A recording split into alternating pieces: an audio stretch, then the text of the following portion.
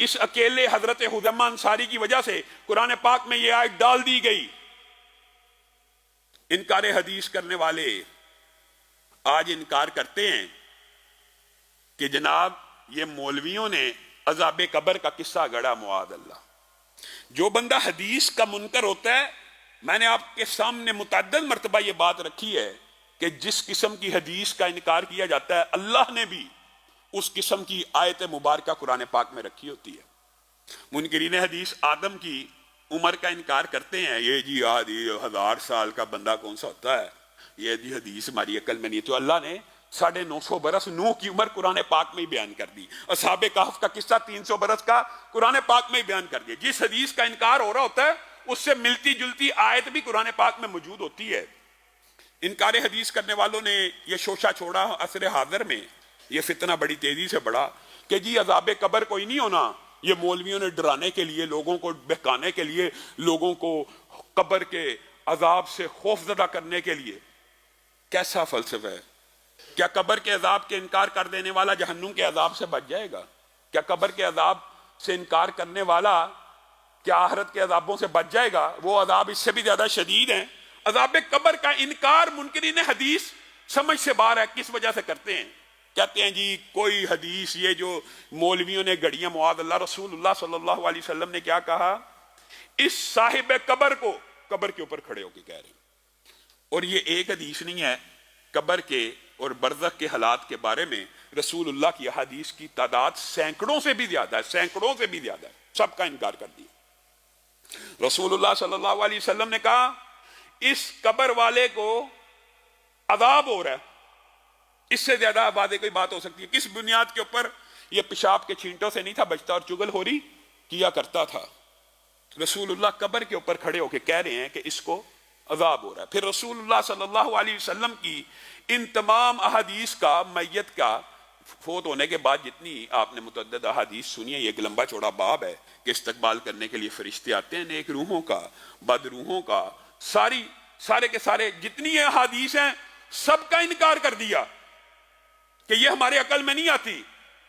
اب آئیے اگر ان کا فلسفہ مان لیا جائے، اول ہمارے نزدیک تو حدیث کی حجیت بھی ایسی ہے، حدیث بھی صحیح سند کے ساتھ ہو تو جس طرح قرآن پاک کی آیات صحابہ نے اسی طرح حدیث بیان کر کے قرآن پاک میں رکھی ہیں، اسی طرح حدیث بھی صحیح سند کے ساتھ ہوں تو ان کے اندر کوئی بھی وحی کی دو ہی قسمیں ہیں، ایک قرآن ہے، ایک رسول اللہ کا فرمان ہے۔ وما ينطق عن الهوى ان هو الا وحی یوحى، اللہ کے رسول جو کچھ بھی بولتے ہیں اللہ کے حکم سے بولتے ہیں، وحی کے تابع ہو کے بولتے ہیں۔ اب آئیے آپ نے منکرین حدیث سے جو عذاب قبر کے یا عالم برزخ کے منکر ہیں، عالم برزخ کے حوالے سے بھی آپ کے سامنے چند گزارشات کو رکھوں گا اگر وقت ملا۔ عذاب قبر کے منکروں سے آپ نے یہ پوچھنا ہے کہ قرآن پاک کی ایک آیت ہے، جس قسم کی حدیث ہوتی ہے اس قسم کی آیت بھی قرآن ہی کے اندر موجود ہوتی ہے۔ النار یعرضون علیہا غدوا وعشیا۔ آپ کو پتا ہے قرآن پاک میں پہلے فرعون اور آل فرعون کے سارے لشکر کا اللہ نے واقعہ بیان کیا اور ان کو کیا کہا؟ سمندر میں ڈوب گئے۔ فما بکت علیہم السماء والارض وما كانوا منذرین، زمین بھی نہ روئی، آسمان بھی نہ رویا، یہ لاکھوں مر گئے، کوئی نہ رویا۔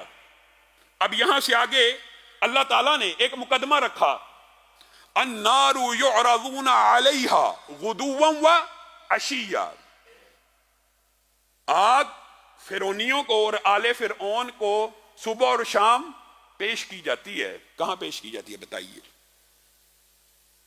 کسی بھی منکرین حدیث سے آپ نے یہ سوال پوچھنا ہے، کوئی بھی منکر حدیث ہو جو عذاب قبر کا منکر ہے، آپ کہیں اس آیت کا ترجمہ تو جہاں مرضی سے کر لا، جس مرضی عالم کا لے آ، النار یعرضون علیہا غدوا وعشیا، آگ ان کے اوپر پیش کی جاتی ہے صبح اور شام۔ صبح اور شام وہ آگ کا ذائقہ چکھتے ہیں، صبح اور شام ان پہ آگ پیش کی جاتی ہے۔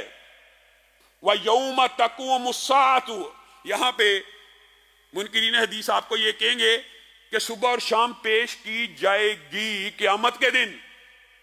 یہ ترجمہ بھی بعض چکڑالویوں، پرویزیوں اور غامدیوں نے ایجاد کر لیا کہ یہ مستقبل کی خبر دی جا رہی ہے کہ النار یعرضون علیہا غدوا وعشیا، یہ مستقبل میں پیش کی جائے گی۔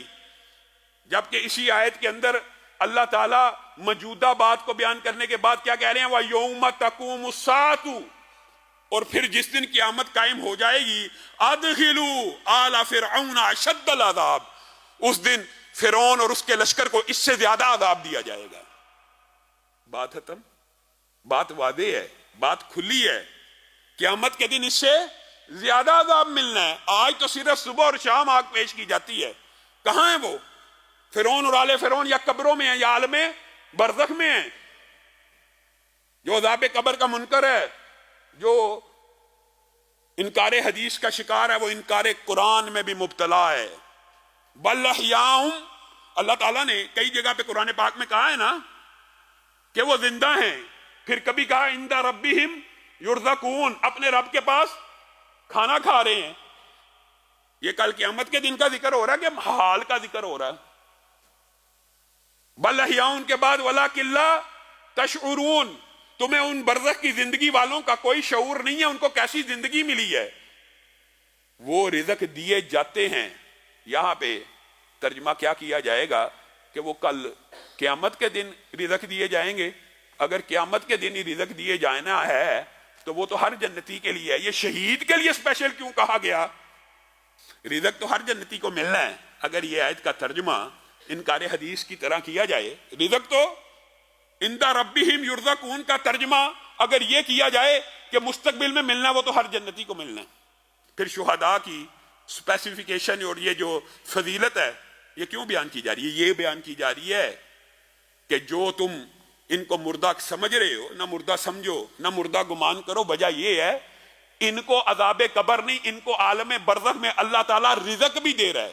اور صحیح حدیث کے الفاظ ہیں کہ پرندوں کے قالب میں، عرش کے نیچے، قندیلوں کے اندر سبز پرندے ہیں، سبز قندیلیں ہیں، ان کے اندر شہداء کو رکھا ہوا ہے، ان کی روحوں کو رکھا ہوا ہے۔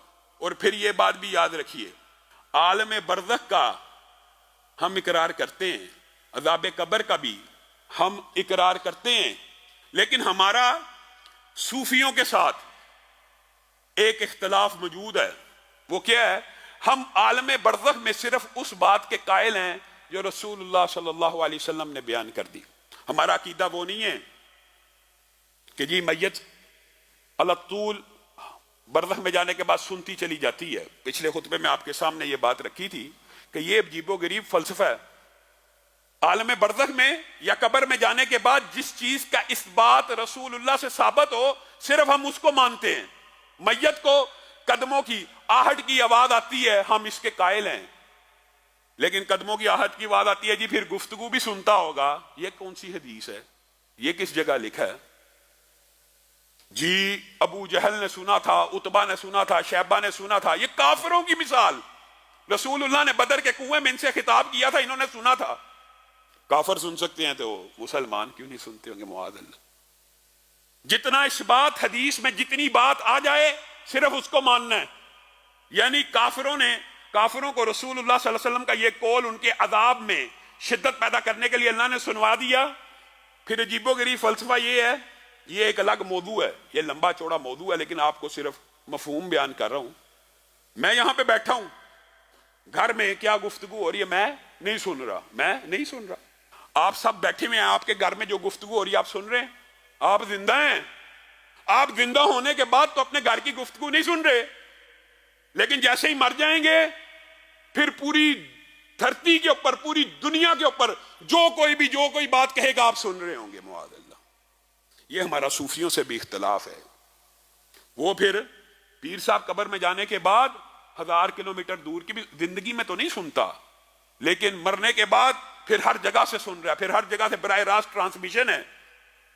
اور میرے بھائیو، عالم برزخ کے جو احوال ہیں، نہ برزخ میں جانے والا دنیا میں واپس آتا ہے، نہ دنیا والا عالم برزخ میں پہنچ سکتا ہے، الا جو معجزہ نبیوں کو عطا ہو، جو رسول اللہ صلی اللہ علیہ وسلم کو معراج کی رات میں ملا۔ سب آپ جانتے ہیں رسول اللہ صلی اللہ علیہ وسلم نے ان حدوں کو، ان لیمٹس کو اللہ نے معجزے کے طور پہ کراس کروا دیا، اور رسول اللہ نے عالم برزخ میں، اور حقیقت میں رسول اللہ خود اپنے بدن اور روح کے ساتھ گئے، لیکن سابقہ انبیاء جو دنیا سے چلے گئے تھے وہ عالم برزخ میں تھے۔ ان کی ملاقات کہاں پہ ہوئی تھی؟ آسمانوں پہ ہوئی تھی۔ یہ معجزے کا باب ہے. اسی طرح آسمان سے نبیوں کو رسول اللہ کے پیچھے نماز پڑھنے کے لیے اتارا گیا، اور پھر جب آپ عذاب قبر کی مختلف باتیں ان کے سامنے رکھتے ہیں کہ سورہ ملک کتنی احادیث، سینکڑوں حدیث ہے عذاب قبر سے بچاتی ہے، قرآن قبر کے عذاب میں، اور اللہ تعالیٰ کے رسول فتنہ قبر سے اور عذاب قبر سے پناہ لینے کی آپ کو اور امت کو تلقین کر رہے ہیں. اس کا انکار کرنا سراسر گمراہی ہے. ایک حدیث کا انکار کر دینا بھی عمدن جان بوجھ کر بنیادی طور کے اوپر یہ انکار دین ہے. اگر ایک وحی کا یا قرآن پاک کی ایک آیت کا انکار کیا جائے یا ایک حدیث کا بھی انکار کیا جائے تو بنیادی طور پہ یہ دین کا انکار ہے. دین پورے کا پورا لینا ہے. جو رسول اللہ سے صحیح سند سے بات ثابت ہے اس کو مانتے ہیں، جو صحیح سند سے ثابت نہیں اس کو نہیں مانتے. تو عالم برزخ میں بھی اسی بات کے قائل ہیں کہ جتنا جتنا رسول اللہ صلی اللہ علیہ وسلم نے بیان کر دیا کہ میت فلاں وقت میں قدموں کی آہٹ سنتی ہے، میت قبر کے اندر جانے کے بعد اس سے سوال جواب ہوتے ہیں، مانتے ہیں. اب یہ جی سوال جواب ہوتے ہیں تو بس جی گفتگو جاری ہے، اب پھر مستقل جاری رہے گی. یہ کہاں سے ثابت ہے؟ یہ کوئی ثابت، جتنا ثابت ہے صرف اتنا ماننا ضروری ہے، کیونکہ یہ ان غیب کے امور میں سے ہے کہ جن کے اوپر اتنا ایمان لانا چاہیے جتنا قرآن و سنت سے مل جائے، بس نہ اس سے زیادہ نہ اس سے کم. اور یہی سیدھا راستہ ہے، یہی سچا راستہ ہے.